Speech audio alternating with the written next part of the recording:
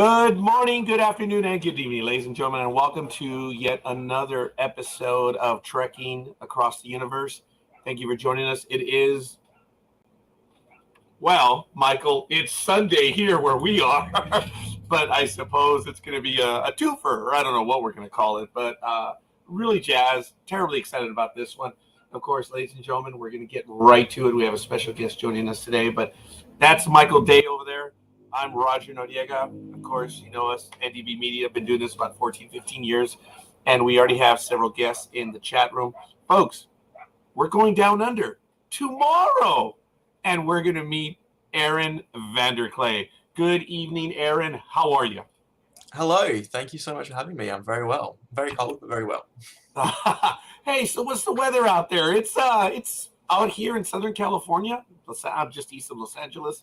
It's about 81 degrees. What's it down there with you?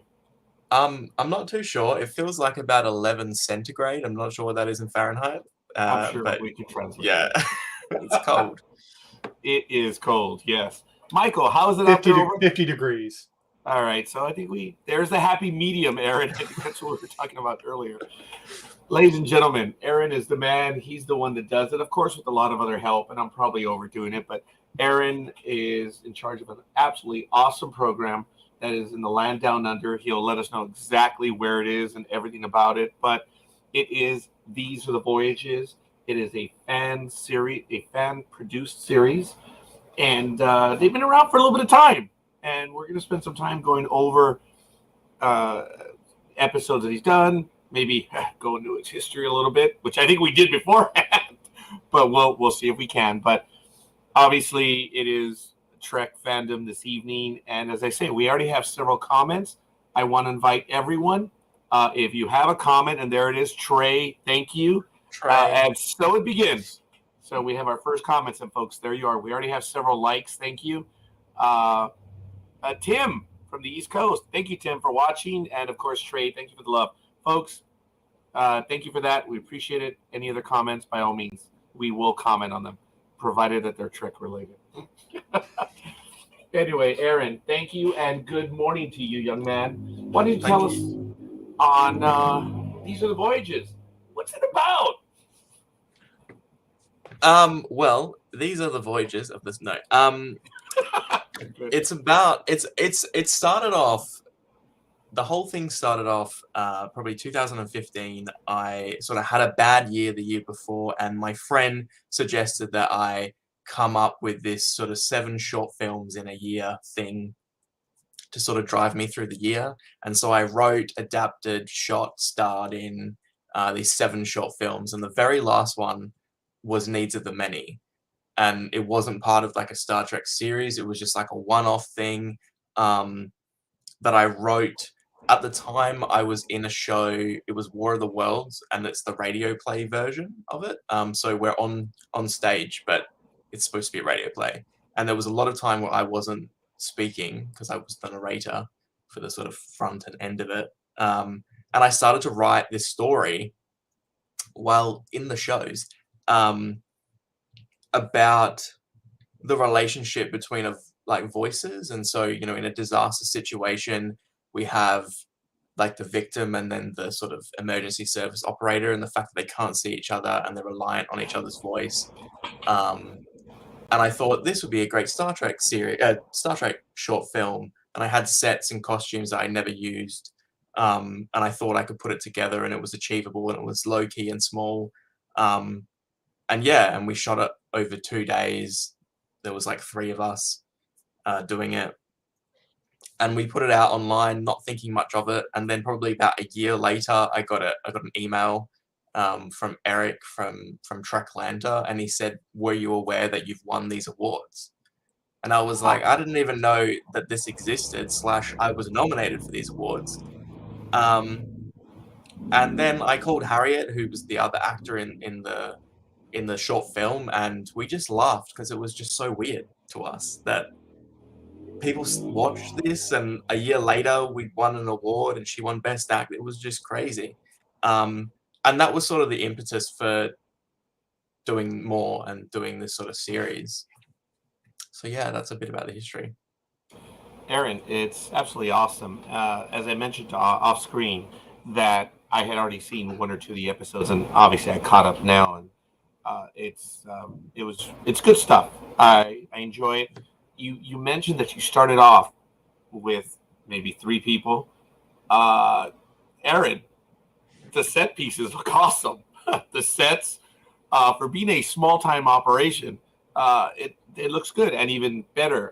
The conference room and the okay, I don't want to talk. I don't want to put any spoilers out for the latest episode, but you guys are doing a lot of good stuff on the budget that you have because it's expensive to do a Star Trek program, is it not? Yes, yes. And we sort of have like I guess a space restriction in that the sets have to come down after we shoot. So most of them aren't up for more than 12 hours, and then they get turned into the next set for the next day or the next weekend or the next film, or gone entirely. So yeah, but it's still, to be honest, it's still two people. It's me and at the moment me and my partner building these sets, and that's it. So yeah, but the production design aspect, there's one thing that I've got out of doing these short films is I've found a love for production design. I love designing sets, love building sets, I love dressing sets. That's the great part for me. And the latest film that we've shot has about 7 or 8 different sets in it, which was insane for us to do, and to do stuff we haven't done before, like building a cave. So yeah, that's my favorite part of it. Where are the sets located? In your house or somebody else's? Or They're located in my house. I currently live with my parents. I'm about to build a house, so I've kind of had to put the Star Trek stuff on hold. But yeah, they're we shot in my parents' garage. They were storing all my sets sort of under like patio area, but now that we've finished, they're all gone. So yeah, if we do another series, it's starting from scratch again.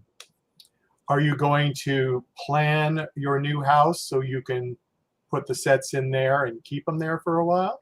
Others have done that. I wish I could. I was determined to try and find a really big block of land that I could build a small like shed or studio on, but it just hasn't happened.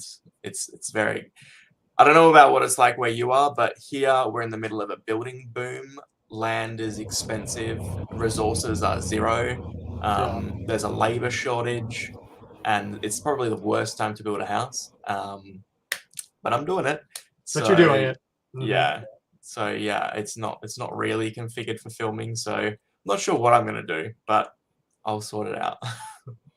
Aaron, I'm dying laughing over here, and not at you. I'm dying laughing at the possible connection that we may have. Michael knows I have a nephew, and I shouldn't reveal it, but economically, We'll bleep it. I'm sorry. No, We'll bleep it. He has 2 plots of land in it's somewhere near Lake Elsinore. Don't worry about it. You can look it up later. It's southeast of me. It's still about 40, 50 miles. But I'm going to buy him, and I told Michael, I said, I think I'm not going to go manufactured. I'm going to go modular, and I'm going to put a house on one, and then maybe I'll put a facade of a house on the other, and I'll do a studio there. So I'm listening to you, Aaron. I'm like, oh my goodness. Like, wow. 2 Voyager fans right here. He wants to build a Voyager set. Okay. That's what he's I That's do. the dream.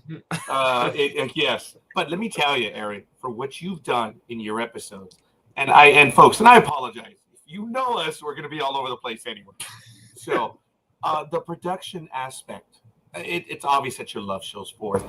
Aaron, forgive me, in the vernacular, dude, they look good, man. The hallways of the Enterprise. Well, I'm sorry. No, the Challenger, correct? For the Enterprise stuff, yeah, Challenger, yeah. Okay, yes.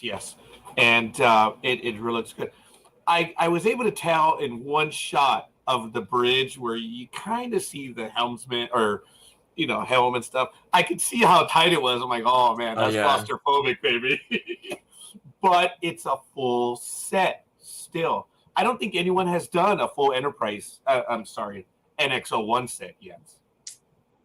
Yeah, not that I'd seen. I know that there was the Horizon like green screened sort of Yes. thing, but not an actual physical one. No. No, it looks great. And Trey's got some comments. And Trey, just bear with us. We're going to get to them. I also want to give a shout out because we are receiving likes. David Main, thank you for the like on the program. Folks, give us a like, give us a comment. We'll get to them right now. Trey, I'm asking the questions about the sets right now. But I was laughing because I asked Aaron before we went live if he has a favorite.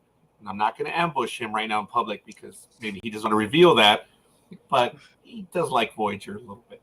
So I just find it terribly amusing that he wants to do the same thing that I want to do. I would love to have the Voyager sets. Oh my goodness. Yeah, just in my old age, just be able to play. Yeah. Yeah. Yes. I actually had a chance, as I mentioned beforehand. I want to publicly thank Joe Minosky of the production staff of Voyager. Everyone in our audience has heard this. In 1998, he arranged for a tour of the sets. We didn't get to visit all of them because they were filming, but I did get to the bridge, engineering, and the ones that were lit up were sick bay and engineering. Oh, the bridge was dark, and we also got into the mess hall, and of course the hallways. We didn't get to astrometrics.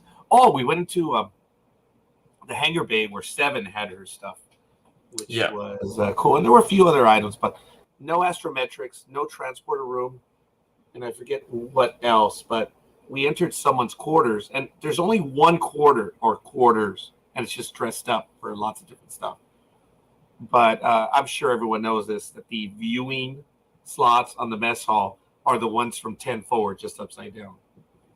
And it was kind of neat because there was a guy there that was taking a break when we were like, "Oh, sorry, sir." And he was just taking a nap, and he explained a lot of stuff to us, which was really neat. But yes, Voyager is my favorite, and I guess Aaron might like it just a little bit, huh? Yeah, that Voyager was the first show that I watched. I was born in 1993, so Voyager was the one that was on the air at the time. Although in Australia we were a couple of years behind. Mm-hmm. It's not like now where you can chuck it on a streaming platform.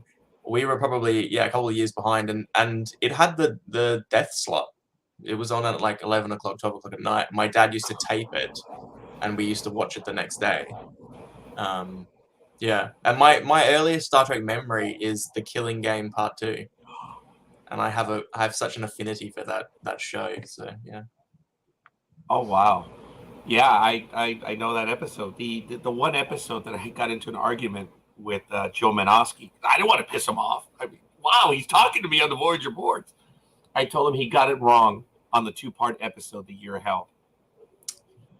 Just crashing the ship into the time ship would not have reset everything, in my humble opinion. But it was a wonderful argument. But it's not about me, Aaron. It's about you. The episodes you've done, you mentioned your first one, Needs of the Many. Aaron, not only are your scripts are tight, they're well done. There are surprises in there because you draw the audience in. I don't want to, throw a pipe into it, but my jaw dropped when I saw that. I don't want to reveal too much. I recommend everyone go to see it. But in 4 of the 6 episodes, you got me. I was genuinely surprised. There were moments in the episodes where I was like, wow, this is good. This is good. Your writing is good. The people you choose, it looks like they're having a lot of fun, man. Yeah, I think the most important part about doing these is that it is fun. We have a lot of fun on set. It's run like a professional set. Like I'm a freelance filmmaker in real life, and the crew are professionals.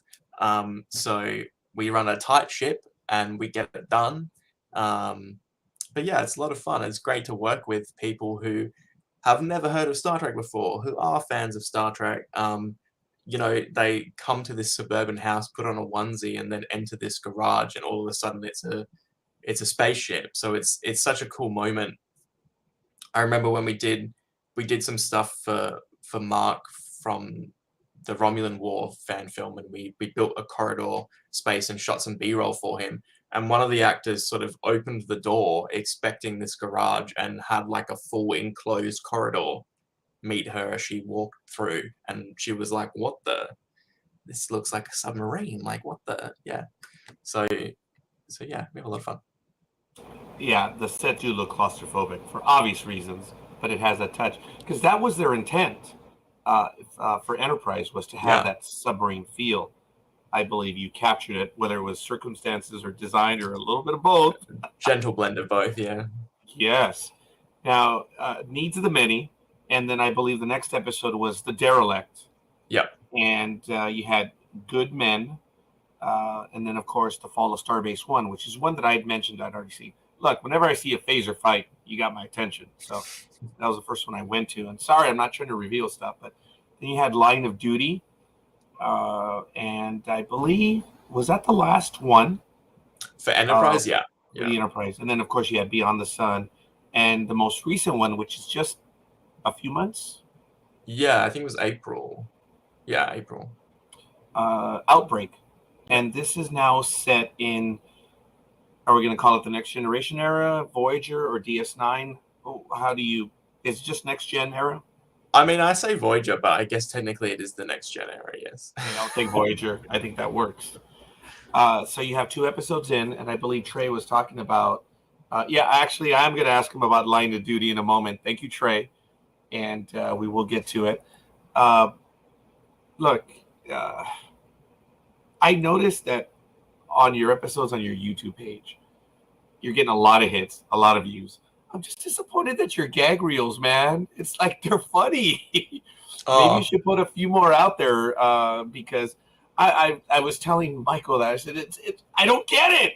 He's getting thousands and thousands of views, but for the gag reel, I guess they take you as being serious and not funny. Maybe I think people look for films. Maybe I guess so. But I did take a look. I did not see the extended scene of Line of Duty, but Trey mentions Line of Duty. You want to give us a little bit of background on that one? Because probably wrong, but I think that's the most well, no, they're all character driven. They all are. Is this your heaviest episode, character wise? Probably. I guess because you kind of see Line of Duty is about a character who is so determined to graduate and serve on a starship, and she's going to do all these cool things, and we sort of follow her journey over the space of a year, and then by the end of it she doesn't want to be there, and that story was actually inspired by my partner at the time had studied law for 6, 7, 8 years, however long it is, and then did a year practicing, and then decided that wasn't what he wanted to do, and he went into consulting and doing something else. And I just thought that was so fascinating that after all that effort and study and placements and just being passionate about that, to then change your career goal was just crazy. And I thought that's understandable, and it's and what happens if we have a Star Trek character who's like on the forefront and is like, yeah, we're going to do this, I'm going to talk to aliens, and we're going to go on adventures, and she's got a best friend by her side, and then it slowly takes a left turn, and she's like,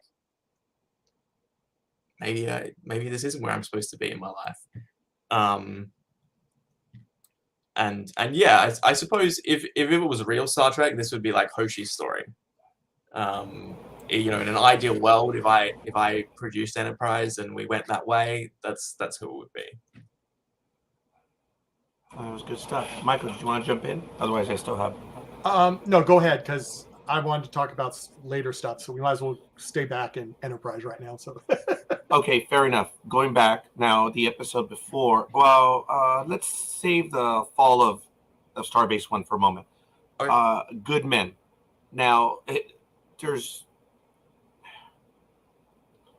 I guess, even for a production such as yours, are there any phaser fights in this one?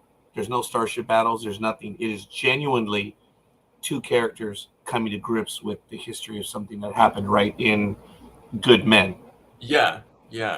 So that one might even be deeper than Line of Duty, but in a little bit different way. But go ahead, Aaron, if you would. Yeah. Sorry, Good Men.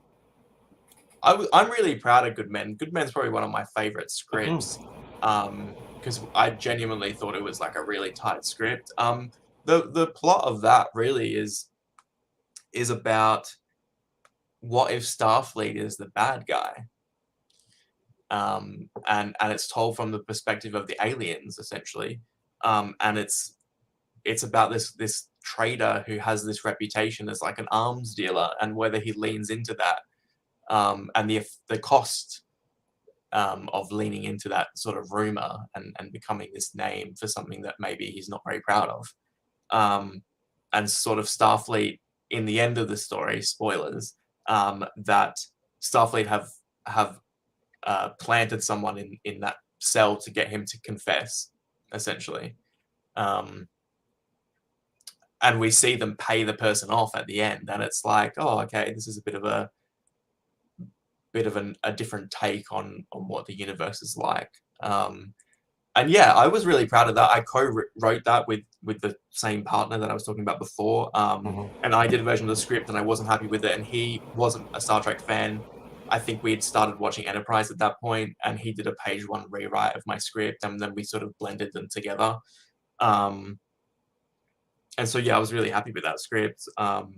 We did something different in terms of sets. We sort of designed this marketplace, this sort of Japanese-inspired Rigel 10 marketplace thing with like snow and stuff. Yeah, it wasn't focused on the Enterprise Star Trek characters. And yeah, it was just to do something different. And it's probably the video that has the least amount of views, which I'm sad about. But yeah, I was happy with it. So I did not take into consideration. Hey, look, your views, they're very high. I'm not going to go ahead and announce. They speak for themselves. You guys have an audience. It's a wonderful follow. We always want more. I don't talk about our numbers as well, but people do ask. And I told Michael, I said, if they ask, combine the Blog Talk Radio numbers with our video numbers, because we've only been doing the video for a year. So, but the network has over 500,000 listens on our primary channel, and over, I think, on our sports side, it's like about another 170. So, yeah, but are we at 1 million? No, not even close. And that's over 14 years. So, I'm not going to do the daily average. I don't think the number's large enough. But, again, it's not about us. I'm just being dumb. You always want the numbers to be higher, but you are being watched, and that is cool. And that's why we're asking you to be on with us, if we can contribute in any way to get the word out. But then again, if you're a Star Trek fan, you know of it. So, where in Australia are you, if I may ask? So I'm in Western Australia, so Perth is the capital city. Oh, you're way out there. So actually, I understand that Perth is the largest city that is like the farthest from anywhere. I mean, you guys are really... Probably, yeah. Yeah. Have you been to any other part of Australia? Or is Perth it for you? No, I have. I've been to Adelaide, so South Australia, Okay. Melbourne, Victoria, and Queensland, so Brisbane. Oh yeah, so you've been up north to what is it, Darwin, around there? No, I've never been there actually. I haven't actually been to Sydney before. I've been to the airport multiple times, but yeah, not to the capital. Not that Sydney's our capital city. It's our second capital city. Right, Canberra, right? Or is it Canberra or Canberra? Canberra. There it is. Yes. All right. Fair enough. Yeah, Perth. That's on my bucket list. Sometime I'm hoping to take. Is it the GAN, that train that leaves? I'm not sure I think it leaves from Sydney, goes west. Oh gosh, I have no idea. Yeah, I'm a train, aficionado, and I do want to take that one west. I don't know if it goes to Perth. It might go up north to Alice Springs, through the central of Australia. But yeah, you got a big island out there, man. Yep, very big. So we're in summer over here. Are you in winter over there? Yeah, we've probably just... Oh no, we're in the middle of winter, I think. Yes, something like that. Yeah, it's just started getting really cold and raining all the time. So over Hopefully it here will in last. Southern California, we're starting the heat. Not looking forward to it, but be that as it may. So, just returning, of course, Good Men. There's heart, there's story to your episodes, and they're within the Paramount rules of keeping them shorter. Have you been contacted by them? No, huh? There's no interest Never, in Paramount. never. Yeah, yeah. To be honest, the people always ask me, like, have the guidelines bothered you at all or anything like that? But the true answer is no, not at all. I've never actually.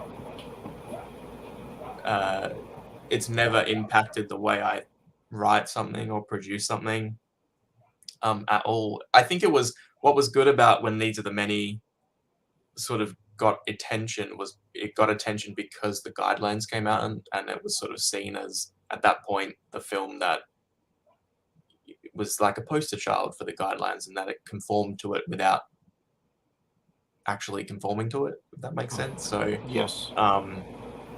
and it for me doing sort of small scale productions, it made sense to keep the characters minimal and to do sort of an anthology so they weren't really connected. There were occasionally characters that had minor roles that reappear, but it wasn't one connected story.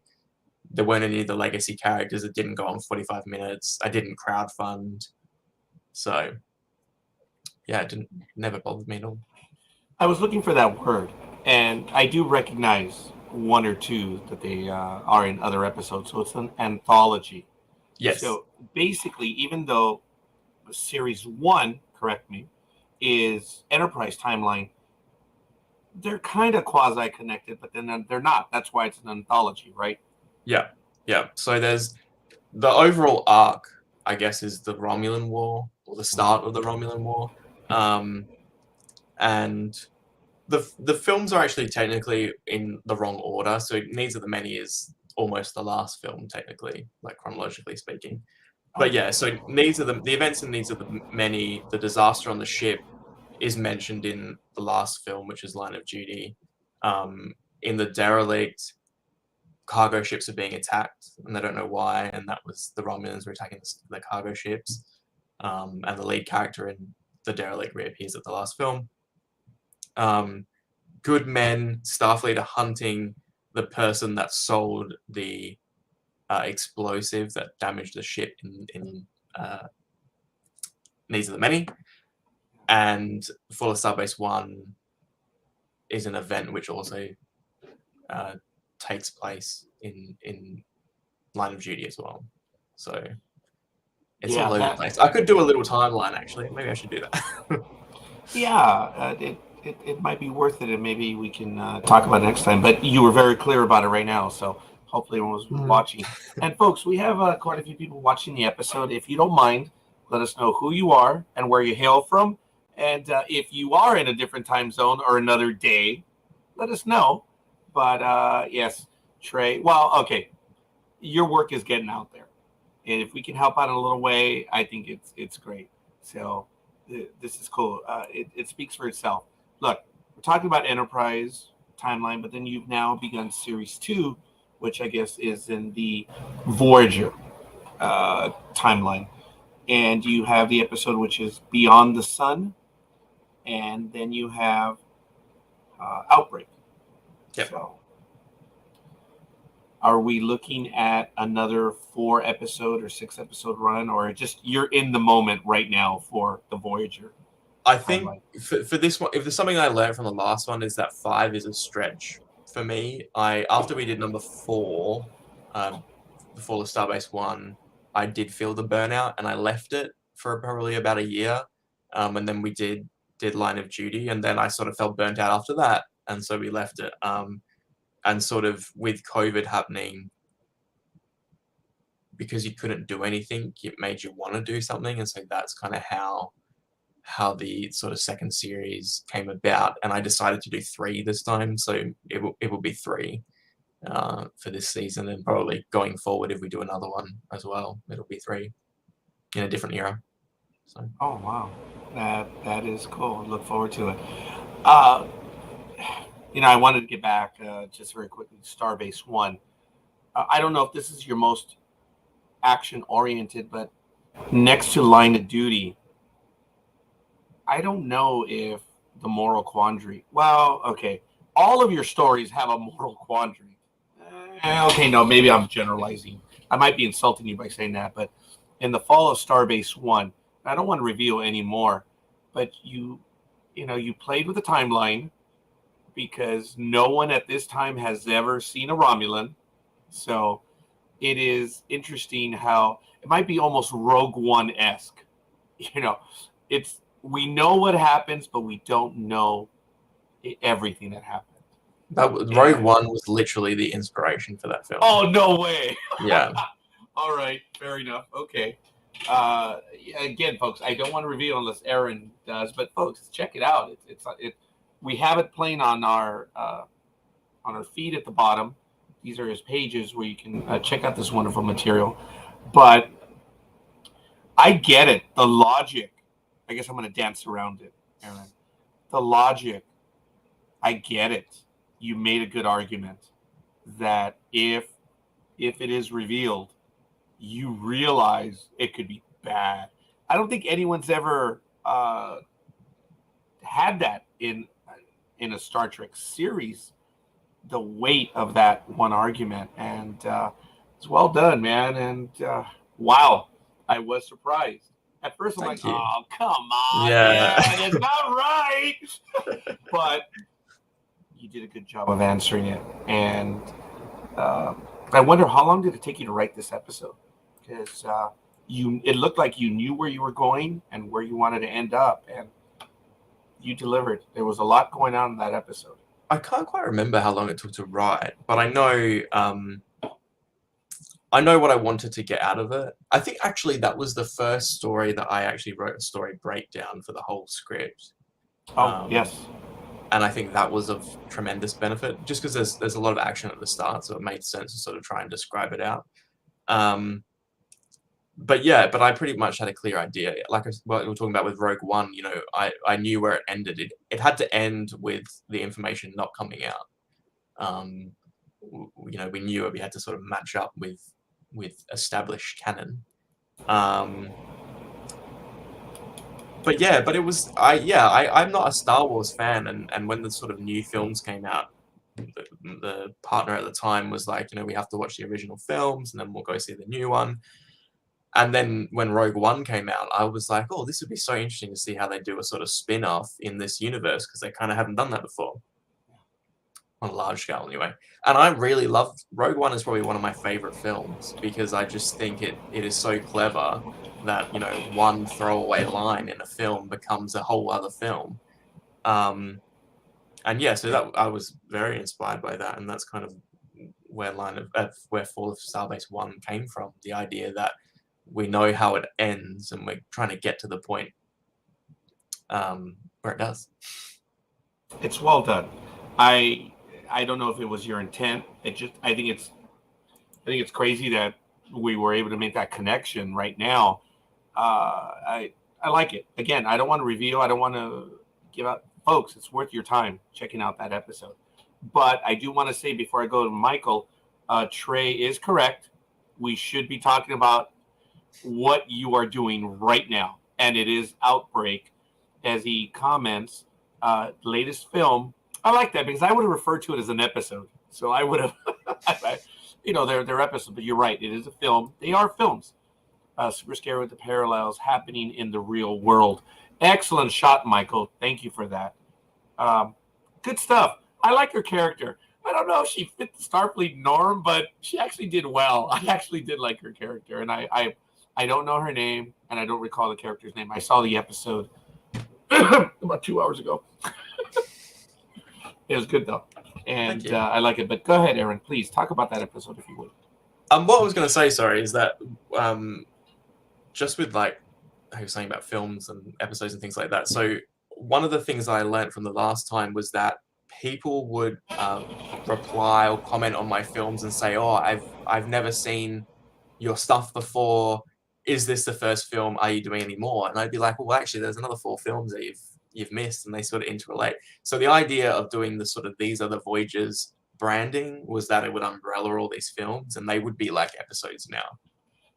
Gotcha. So you know, it's a one-stop shop that people can find out that there are actually 2 series and 8 films or whatever. So yeah, that was kind of something I learned from the previous instance. And doing short films, you can explore characters a bit more, especially when it's a small cast.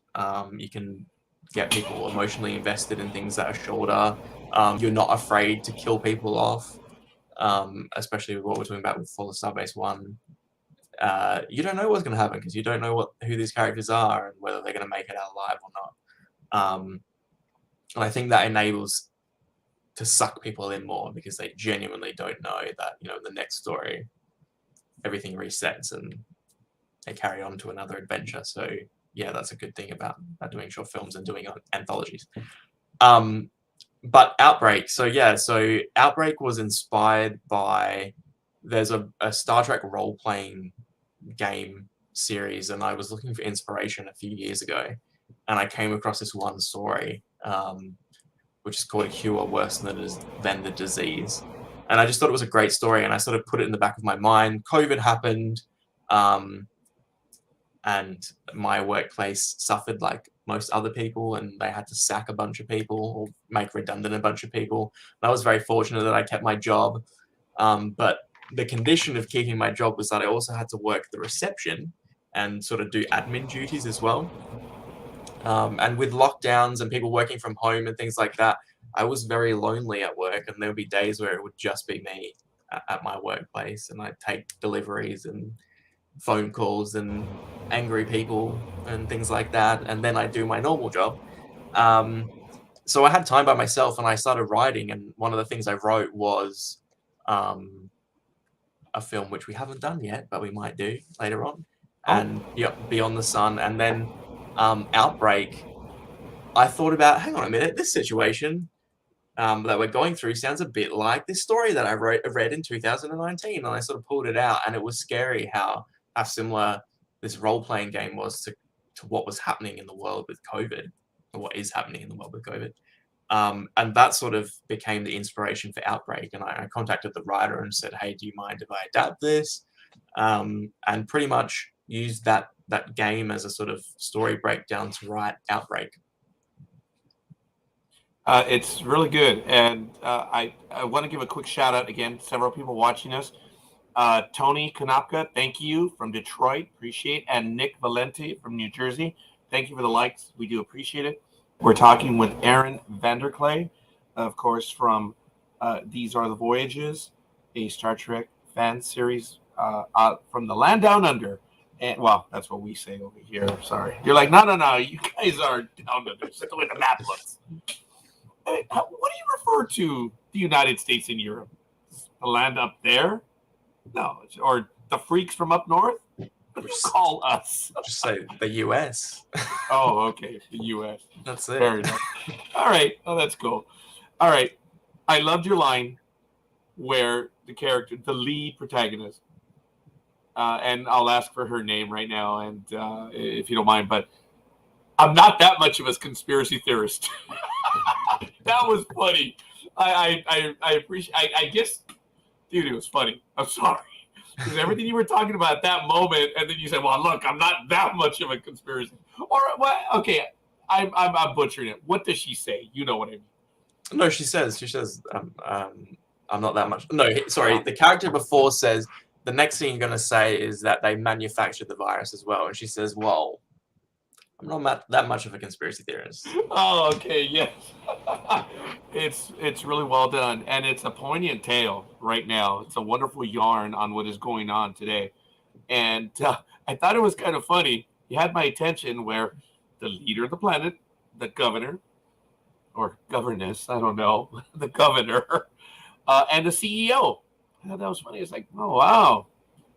Capitalist society, I guess, didn't realize the importance and the understanding. And I guess the governor didn't even realize it as well. Full faith and trust in the system.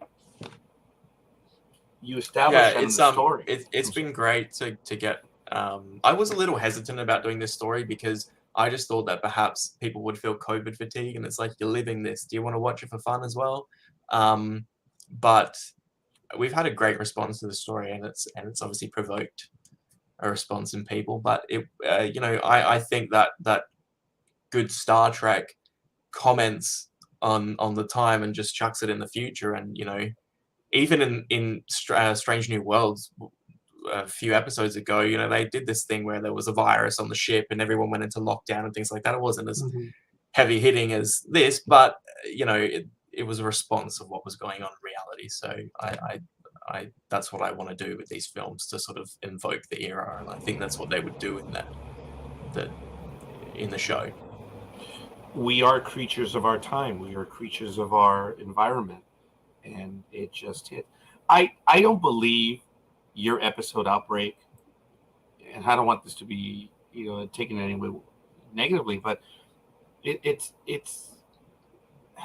not necessarily a commentary. It's like, hey, this is what's going on. This is our take, and it's not passing judgment on anyone or anything.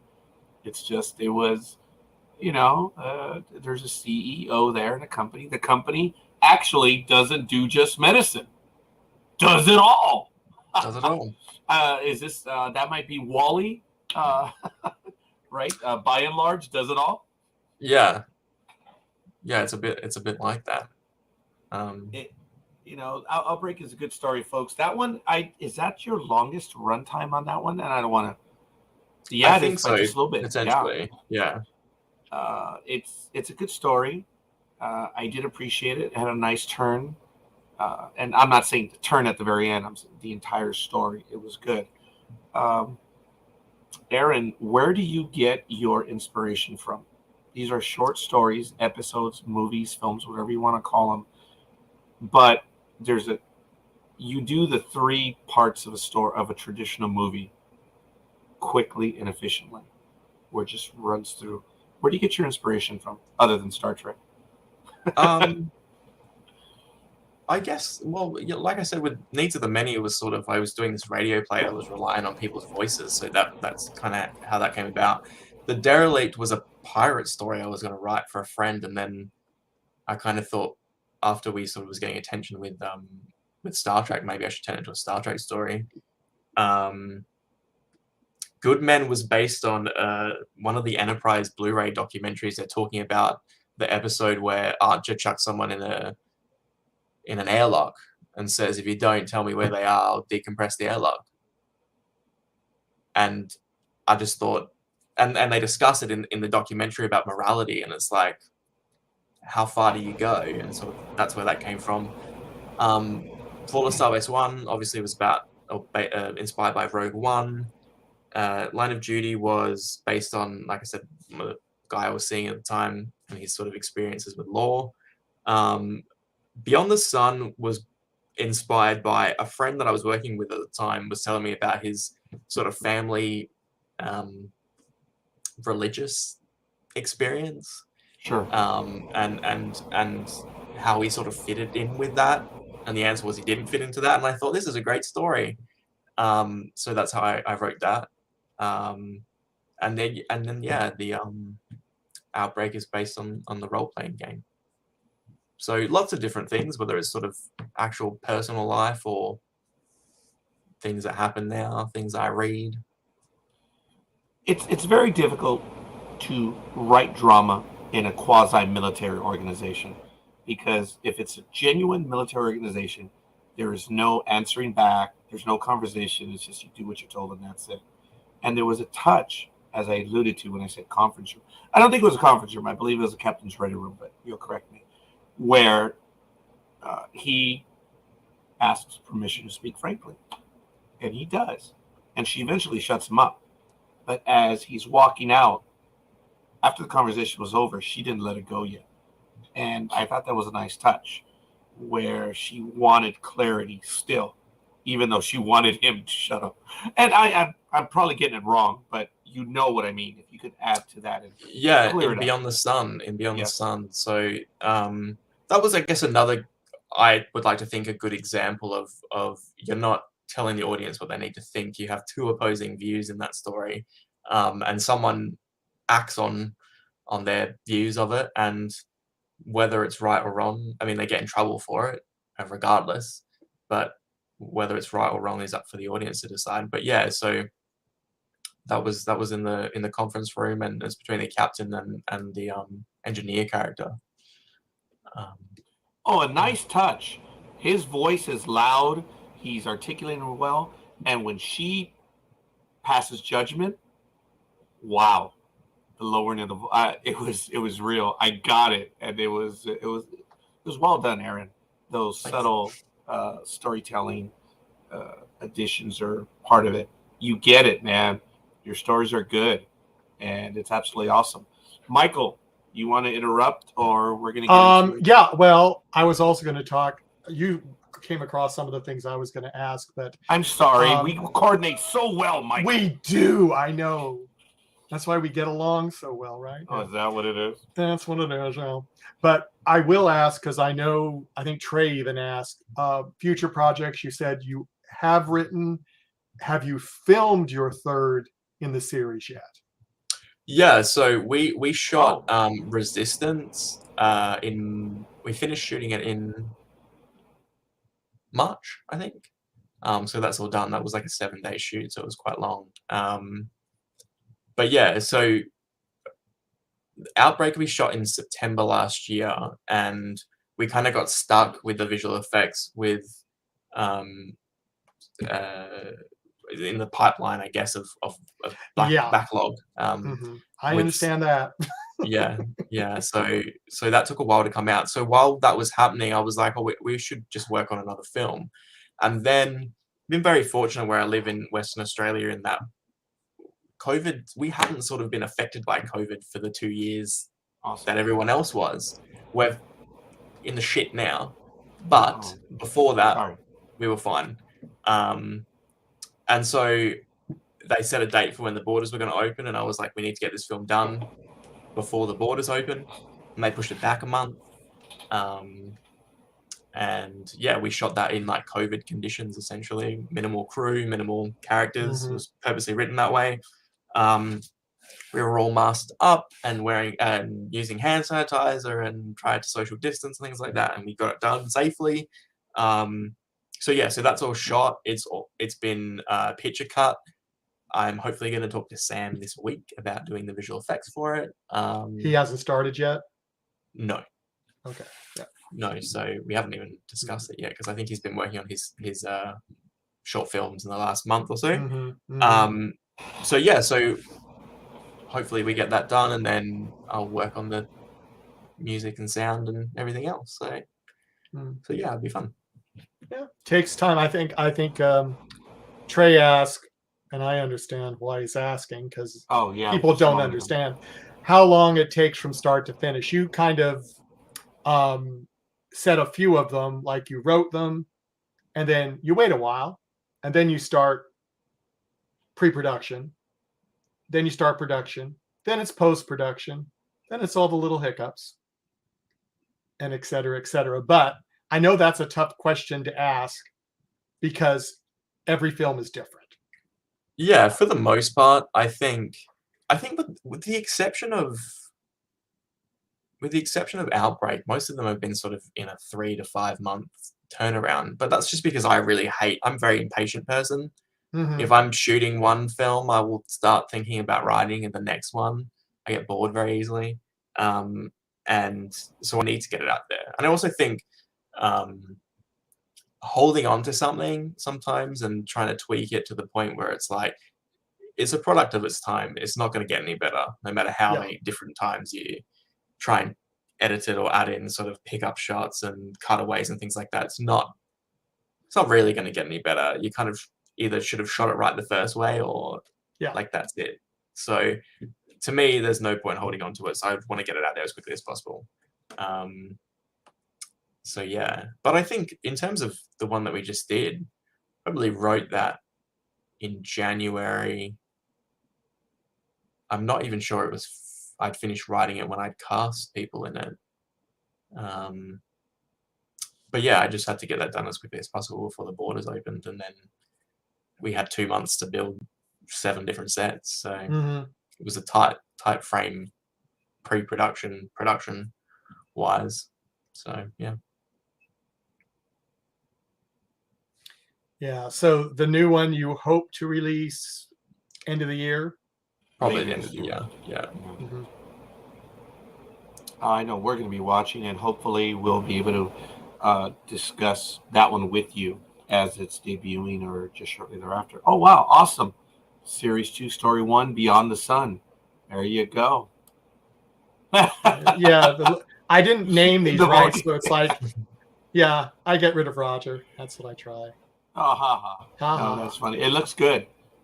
These images. Where'd you find these at? Oh, I have my sources. Okay. Obviously, we communicate. Anyway, all right. These look good. Did you want the sets again? Look really good, Aaron. Well, thank you. So, knowing that it's not, and we have to make this clear and have to be very careful. It's not a money-making endeavor. This is a labor of love.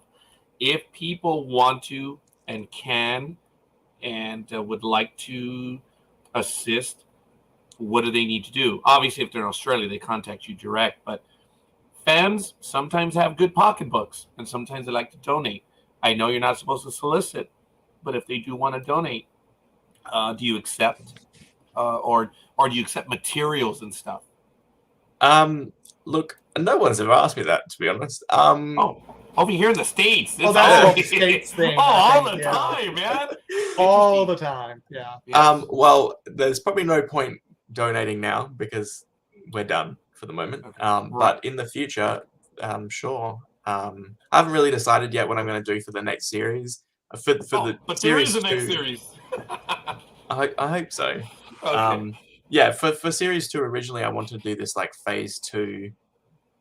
What if there was a Star Trek series in the 70s, and what would that look like? And production design it literally from scratch. But I was a bit hesitant about doing that because I kind of thought that maybe if I did my own take, people wouldn't like it.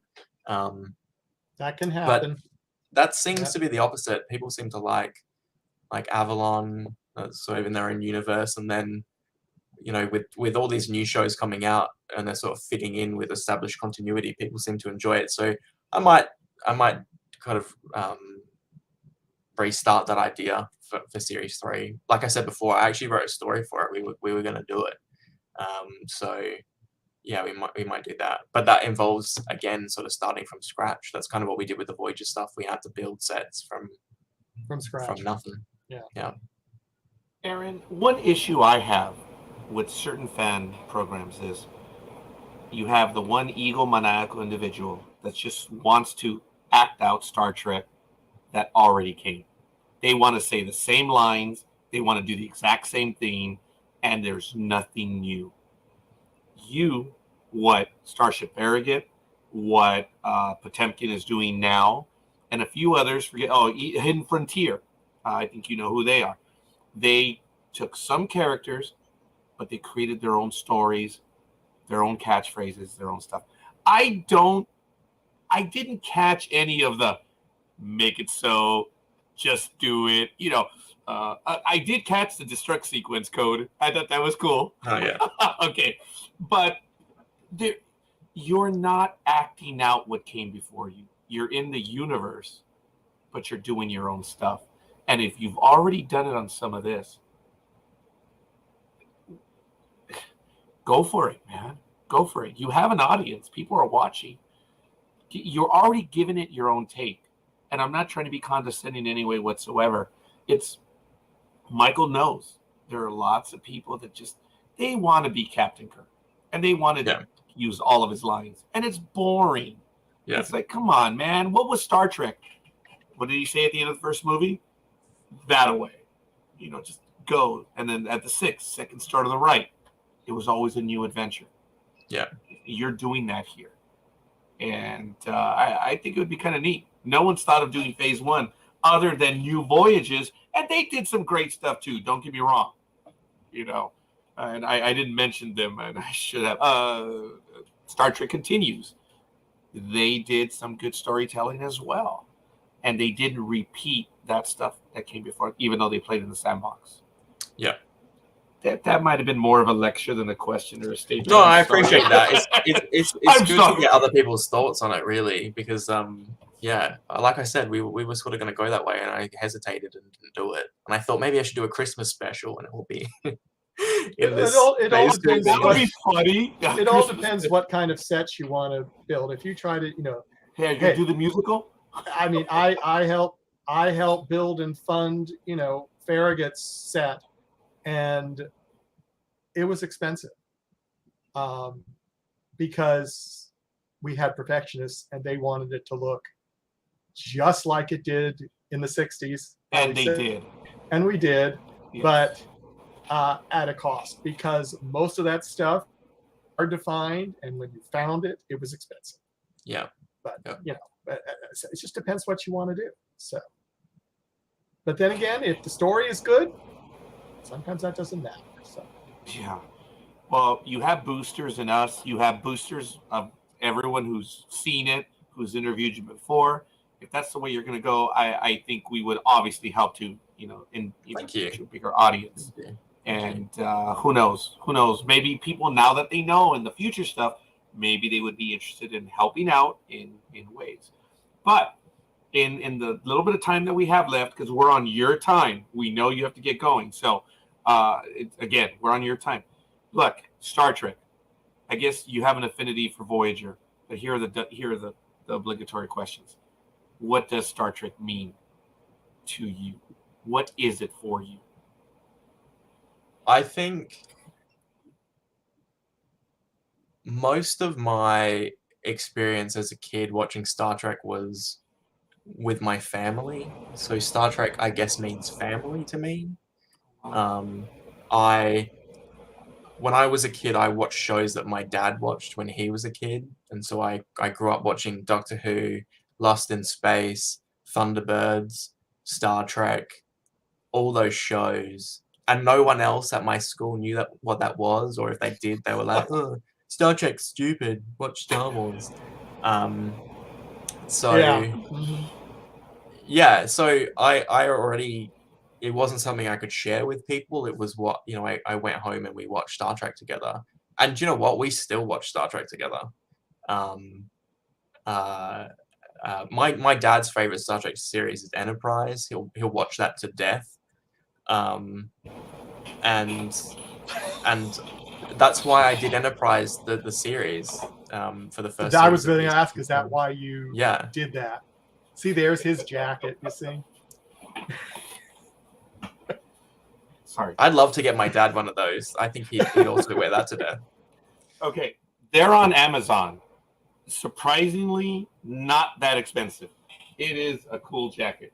It is, and it's. I have one for my daughter too. I get you, Aaron, on the family. Look, I was asked when Orville. I don't know if you guys watch Orville, the Seth MacFarlane one. I've watched bits of it. Okay. Yeah, I don't know. I have several uniforms, unfortunately. I didn't have any growing up. My mama never made me one. But anyway, I was asked, which one do you like better, Orville or Discovery? And my answer was, twice a week, my youngest sits down to watch Star Trek with me. You tell me which one's better. I get it, Aaron, about the family. It means the same to me. It's something powerful, I think. And it's my favorite show is Voyager, so that's why I went to Voyager for this series. But I recognized as a kid, but growing up, the sort of strong female characters in Voyager, and I saw a lot of my mum in Janeway, and B'Elanna, probably more to an extent B'Elanna, actually. That's mean, but it's true. And 7 and 9 and things like that. So I always, I guess, probably identified is the wrong word, but I recognized that in my own life. And I'm also half Italian, so strong women, and then talking with your hands. Yeah. Italian thing. So yeah. Oh, that is cool. I appreciate that, Aaron. Favorite movie? I know it's tough, it's dumb, it's stupid, but this is, you don't always get asked this, or maybe you always get asked it. I'm sorry. No, I probably First Contact. All right. Yeah. Obviously, for in us, fact, the next film, Resistance, essentially is First Contact, but set in the Voyager era. Or like, what if they made First Contact on a Voyager budget? So yeah. oh wow. All right, fair enough. I like that. Look, the only reason why I'm fortunate is because, as I mentioned, Joe Manoski arranged for us to have a set tour for my wife and I. But when I was out of high school, I graduated in '87. Voyager, I was getting in, creating my life, establishing. Voyager was the first series that I was able to sit down and watch at my hour. Yeah. Otherwise, I was always working, whatever. I was never able. But Voyager was the first one for me, and I have an affinity for that one. For many of the things that you said, Aaron, for me, it's Wrath of Khan, but First Contact comes in a close second. Yeah. It's a good film. It's a tight film. Oh, yeah. Jammersreviews.com. If you want to check it out, folks, he's one of the better commentators, does reviews on stuff. He talked about First Contact. And, First Contact has 3 storylines. But if you really dig deep, there's actually 4 of them. And he talks about it. That's how good the movie First Contact was. And the first time you saw it, did you walk out with a smile, or did you walk out saying, oh, man, and then came to appreciate what it was? Were you right away? Did you gasp when the Vulcan, removes his hood? I can't remember. I think I was probably It's a while quite ago. young when I first Yes. saw it, so I don't. I think, to be perfectly honest, the thing that interested me the most of that film as a child was the bit where they're fighting the Borg in the corridor, and my dad built a phaser rifle for me out of like a piece of wood, and I used to run in our corridor and perform those scenes. So that's what that meant to me when I first saw it. Hey, it's all good. It's the action. It eventually brings you in. Look, that story is absolutely awesome. It is. It is so deep on so many levels. And as I mentioned, jammersreviews.com, read it, his review, and he talks about the story in detail. And your stories, there's generally an A plot. Is there a B plot in your episodes? Not enough time, is there? Not really. No, there's not enough time. I guess the B plot is the overall universe or timeline. Yeah. Actually, there is a B plot. Yeah. You mentioned that earlier because, they're out of order, but they do reference each other. Yeah. So there is a B plot. Yeah. Okay. All right. Fair enough. Well, actually, another thing we were talking about before. Sorry. Please. Where you said about you couldn't remember what the name of the character was. One of the things in my films is that I avoid giving the characters names. Yeah, you do. I remember Commander. She you give them their titles. Yeah, the captain isn't. Yeah, and the governor, the CEO is just called CEO. Yeah. It's just something I noticed early on in that people. I was just curious to know whether people would still relate to a character even though they didn't know what their name was. Yes, it's one of the reasons why in the. Oh, that's not true. In the first one, I think it's the third one onwards. They don't have any names or something like that. But yeah, I try to avoid it. Interesting touch. I think in the back of my mind I caught that, but I wasn't smart enough to. But I did ask. Oh, well, when I asked the name of the character, I actually should have said the name of the actor. Yeah. That's what I meant, and I apologize. Ugh. Sorry. As the fanboy in me, I'm so sorry. Well, it is confusing because people, I mean, even one of the awards thing that happened recently, they were like, oh, what was the name of the character? And I was like, engineer. So. That's good. I like it. Yeah, that's interesting. Hey, if it creates a problem for you moving forward, more power to you. I got to tell you, Aaron, like I say, I know we've gone over a little bit more. Oh, that's okay. That's okay. Hey, if you still want to talk some more, great. Tell us if you want to give us some more detail. But as I say, I get it. I don't have to go to work till Tuesday, which is Wednesday for you. So, folks, I'm finding this absolutely amusing. Today is Sunday, June 19th at 5:34 p.m. Pacific time. Aaron, where are you? It's Monday the 20th of June. Yeah. It's 8:34 a.m. That's just so cool. We can't make this up, folks. I mean, if you wanted a temporal episode, it's happening right now. Oh, this is so cool. I actually wanted to say, Aaron, when you made the comment about how COVID affected you, I was dying to jump in and say, oh, so that's you in that role as the receptionist. It really is, right? Yeah. Yeah. No one's noticed that. Yes. Yeah, it is. Yeah. Yeah. Oh, that is And cool. you had practical experience to play. I did. I wish I had a degree in molecular genetics, but no. But yeah, that was. I sort of tried to add my own experiences. So there's a comment that the governor character says that she's late for a press conference and the media is relentless, and that is a dig at our own premier who was constantly late to the point where they actually like sports bet or whatever TAB ran bets to see how late he would be, and people paid money to 100% true. Oh wow. Obviously there was a lot going on here, so they were very exciting times. But yeah, and then the thing about the biomonitors that they had to wear, we were originally going to have the characters wearing face masks, but we just couldn't find a practical transparent solution for that, so we came up with a biomonitors thing. But they're all sort of, there's a few references to real life, I guess, COVID in that film. By the way, kudos on the first contact, the helmets and the the spacesuits, the EVA. Oh man, I could have really okay, I can see that it's a little more fabricy and flexible, but no, man. Tell me about it. I know it's technical. We're gonna bore the audience on that, but dude, they were well done, man. I think I couldn't remember seeing a fan film that had sort of done a sort of spacesuit thing, or like not in the first contact style anyway. So it was definitely a challenge. So my mum, who was our sort of costume designer, I guess, for these things, she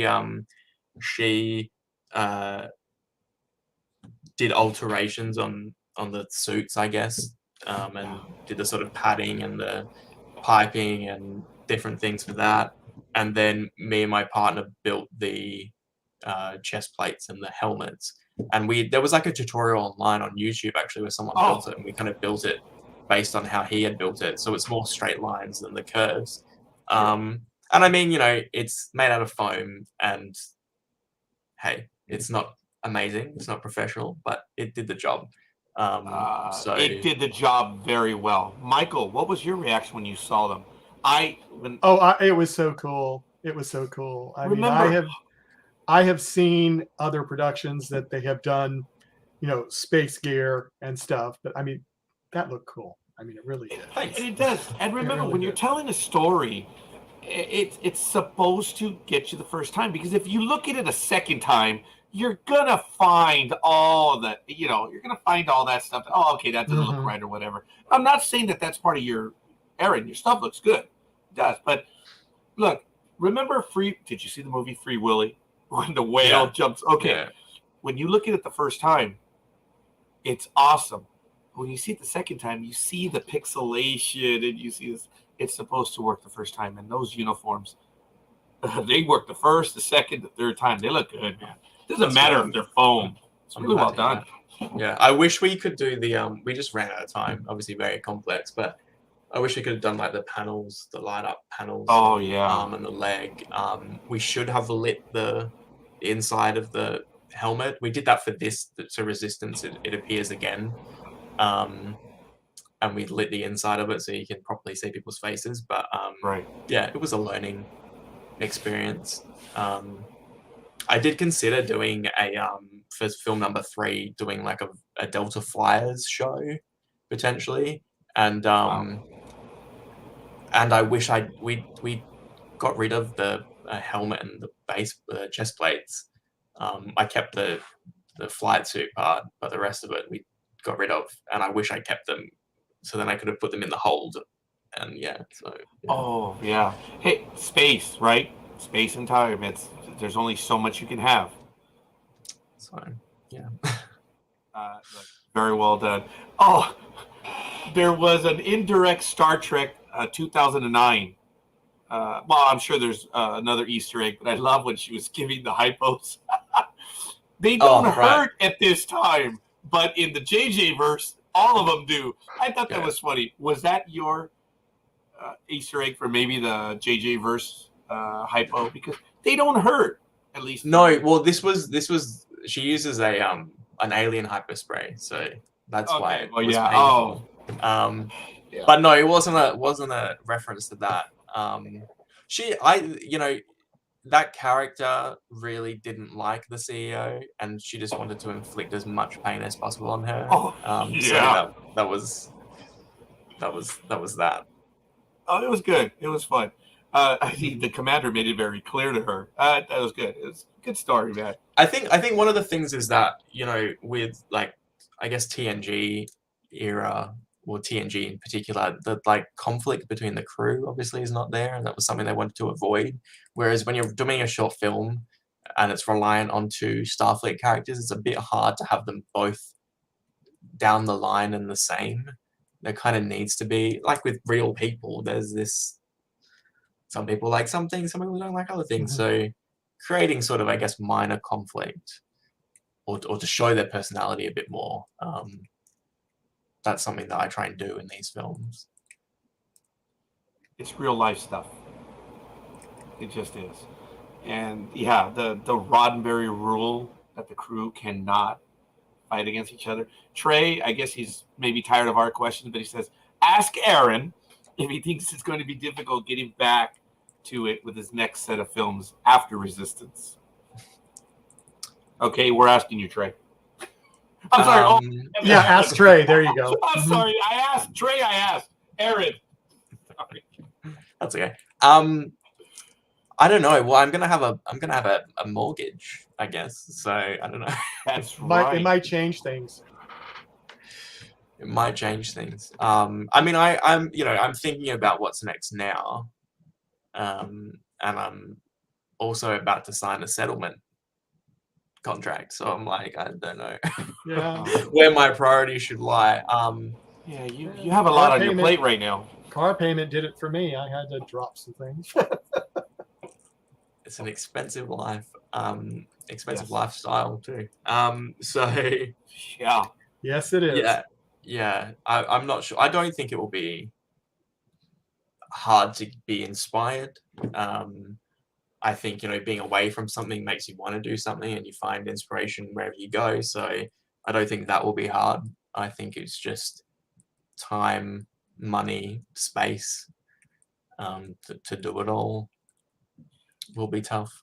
And that's the only reason why I asked if you do accept contributions and stuff like that, because there are people that do appreciate it, and they know they don't pay, and they do like to contribute. Not a lot, but they do. So that's why I asked. But whenever you talk finances, it is a personal thing. So, I mean, I've tried to. I've been asked about crowdfunding before, and I've actively avoided it because, at that time, or at this time, I should say, I personally don't want to be upholden to other people who have invested into it. I don't want to. Like, I know from experience that working in film, it doesn't always go to plan. There are whatever delays that happen, whether it's filming or post-production stuff. And I would hate to set a deadline for something and then not be able to deliver on it, and then face the wrath of people that have invested their hard-earned dollars into it.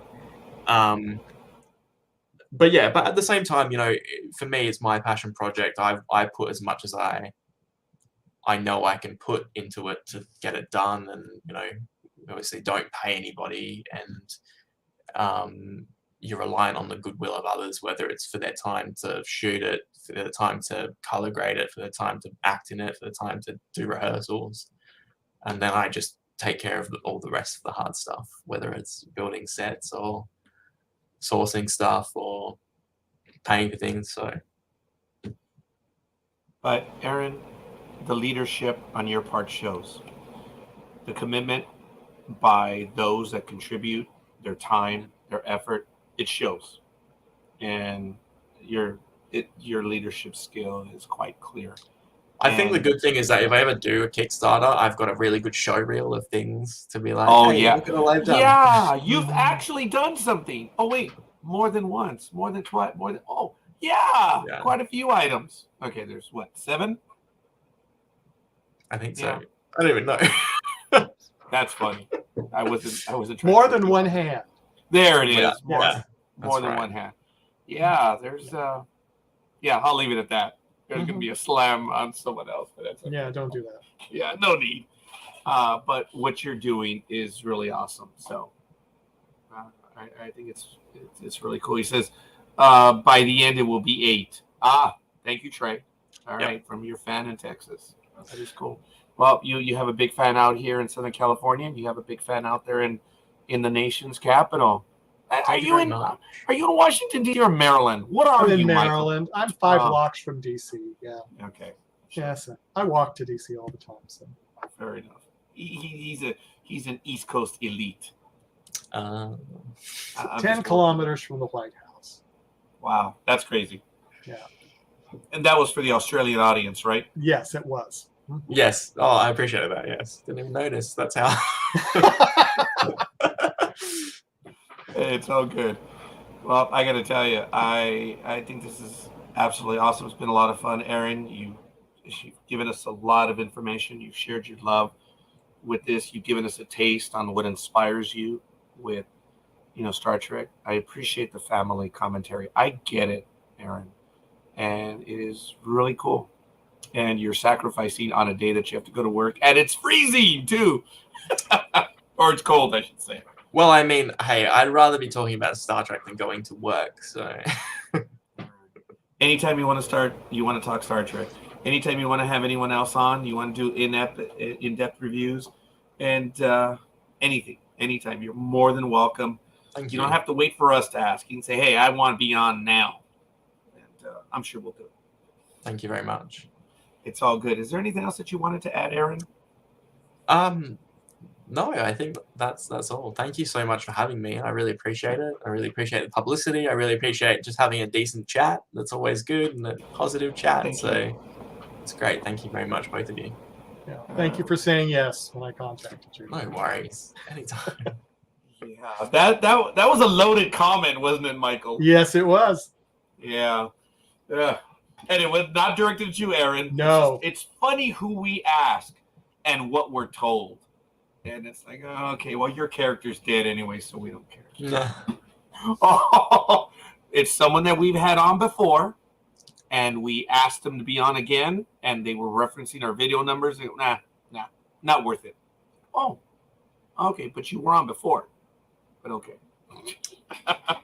So again, it had nothing to do with you, Aaron. We're not going to even tell who the Voyager actor was. Oh, just kidding. Oh, Shame just on you. kidding. Oh, just. And the funny thing is, it's not even Robert Beltran, because we've interviewed him. It's not him. I want to make that clear. Yeah. Oh, yeah. Sorry. Yeah. I'm sorry. I guess now I'm dropping names. It's just we've had this individual on before, and he just got blown off. That's why when you said yes, we're like, yay! It was bitch slapped. We didn't like it. No. Well, if you have another Voyager actor on, let me know, and I'll just join in that chat. All right, Aaron. We've had. It's been a while since we reached out to Robert. He was a lot of fun. We still have the Enterprise actor that said he would come on, but we just haven't confirmed it. Aaron, and I've dropped the ball. We've had John. Do I have to finish it? The name? Yes, you John do. Billingsley.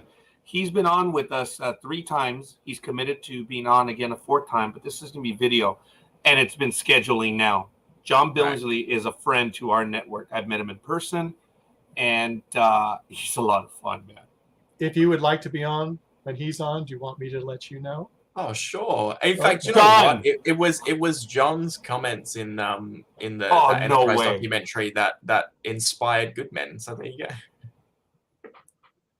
All right. Yeah. Okay. We have to know. John Billingsley is a beautiful soul. Oh, my goodness.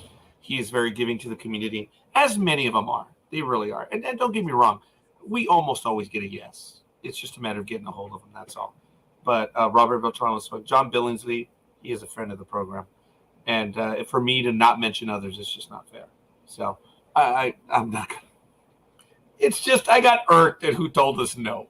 I'm like, dude, you've been on before, man. But all right, whatever. It's okay. Apparently, we're not big enough, but we were back then. Yeah, we were back then. Yeah. I don't get it. It's all right, Michael. Quick thoughts. Otherwise, that's it. We're good. We're done. No, just I know. After I asked everybody, Aaron, his last thoughts. Well, yeah, exactly. But no, actually, no. Everyone, honestly, Aaron's work is wonderful. I mean, I have been in fan films since 2008. Yeah, you have. I've probably really watched impressed. ones that you've been in and been inspired by them. Well, you really want me to tell you which ones I've worked on? Sure, yeah. My first one was Starship Farragut. My second one was Romulan Wars with Lee Gartrell's series.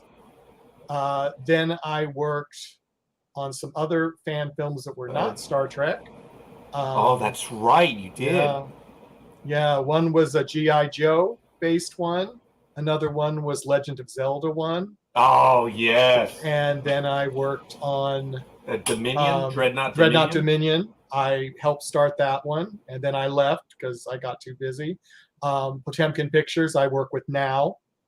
I also... And they're doing a lot of awesome stuff, man. Yeah. They've got a lot of stuff. I have to be very careful. I always get in trouble when I say it, but let's say there's 5 active categories. We'll leave it at that. Because I get in trouble if I say we're back up to 5 or now, yes. Or whatever. After Randy moved the last time, he lost some of them because the cast didn't want to drive. But now he's got 5 because his first new one just dropped last week. The next new one that's a brand new one, which is a Klingon one, is going to drop probably within the next week and a half. So, so I'm working on that. And then I'm also helping Frank Parker with his new one, his Crossroads. Okay. So doing a lot of them, man. Yeah. He's doing a lot of them. Aaron, I remember watching Farragut when I was a kid. And being like, wow, that's so cool. So yes. There's lots of sort of, I guess, OG Star Trek fan films that I remember watching when Intrepid did their first one. Mm-hmm. And I remember watching New Voyages. I remember watching Farragut, Exeter, Hidden Frontier when that was outputting stuff. But yeah, I to be honest, Star Trek Continues was probably the thing that inspired me doing that Doctor Who fan film that we were talking about earlier. And I actually got invited to the set of Star Trek Continues, which were Starship Farragut sets. Yeah, and I would have seen them, but the girl I was dating at the time was working in Disney World. And so I was going to go visit her. That's not far. Close, yeah. And I was going to go, but then they changed their dates from, I think, September to December or something that year, and I missed out going. But I had the choice. I was like, do I go to Star Trek Continues in December, or do I visit my girlfriend in September? And I chose the wrong thing. So, damn. September is too hot in those studios because there's no AC. So, yeah. Oh, yeah. Yeah. Aaron, you play in the sandbox that we all wish we could play in. I admire you. I respect you. It's a labor of love what you do. Your stories have meaning. They have heart. And I'm thankful that you're allowing us to go along with this ride or this adventure that you're taking us. You're taking us to places that we've not been. You're telling stories that have not been told. And let me tell you, I'm hooked. I've known of you before. And now, as a fan, being able to speak to you and learn a little bit more about you, wow. Thank you for what you do. Please, I mean this, continue it. And you have fans. You do. And if we can get a few more directed your way, then we're able to play in the same sandbox too. Thank you so much. That was very nice. Thank you. Both the problem is I mean it. It's real. So, Aaron, I want to thank you. I know we've gone over, and I apologize. But no, to everyone else watching, and any of Aaron's friends from the land down under, if they want to join us as well, talk to Aaron. but we'll gladly have you on. We'd love to talk, of course, and it would be great. So sorry about that, guys, if I got emotional. Star Trek, folks, you've heard me. I don't have to repeat it. That's why we interview Aaron, because we want to know what it is. And he mentioned family. That's what it's about. And he gets to, yeah. It's awesome. Yeah, I'll shut up. Otherwise, this will never end. We'll never end, no. Yeah, we will. Yeah. So, Aaron, thank you. We look forward to it. We Thank want to you. have you back. We ask you no Thank you. commitment, of course. We're not trying to pin you down on it. Yeah. But we are hoping. So, anytime you want to talk, thank you. And thank you for taking time out of your workday, man. Good luck. Godspeed. I hope you have a good, safe day today, and look forward to speaking to you again in the future, man. Thank you. Thank you both. Have a good evening. We will. And I hope when we catch up, tomorrow's just as good as yours is now. I'll let you know the lottery numbers. All Well, that would be right. nice. Yes, please. All right. Well, we'll see you guys on the other side. That's Aaron. That's Michael. I'm the pretentious SOB that put Admiral in front of my name, but it's all right. That's close I'm going to get. I'm Roger. These are, oh my God. I'm sorry. Trekking across the universe. We're out of here.